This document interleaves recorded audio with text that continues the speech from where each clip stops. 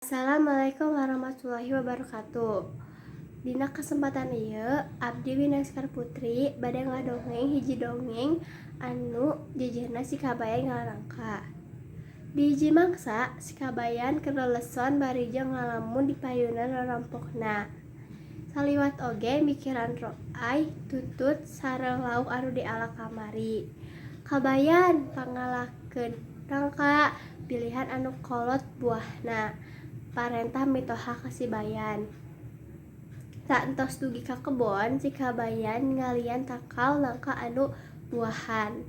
Anjeunna milari mana nangka anu geus kolot.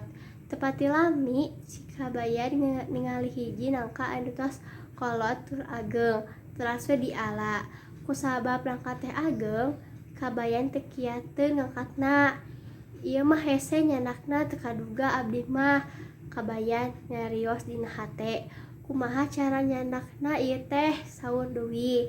Kusabab kebon teu pati jauh sareng walungan, eta nangka dipalitkeun jung balik ti payun kapanen geus gede. Parentah si kabayan ka nangka. Barang dugi ka bumi si kabayan ditaros ku mitoha. Kenging teu nangkana, nya kenging atuh. Nya ageung tur tos kolot saur kabayan. Mana nangkana? Anjeun datang telengoh tumaros mitohana. Har naha teu acan dugi kitu, pada geus balik ti payun tadi, tembalna. Ari anjeun tong sok bobodoran, teu aya caritana nangka bisa balik sorangan, mitohana rada bendu. Har nyandu bodo mah nangka geus kolot teu apal jalan balik, saur si kabayan tuluy we ngaleos.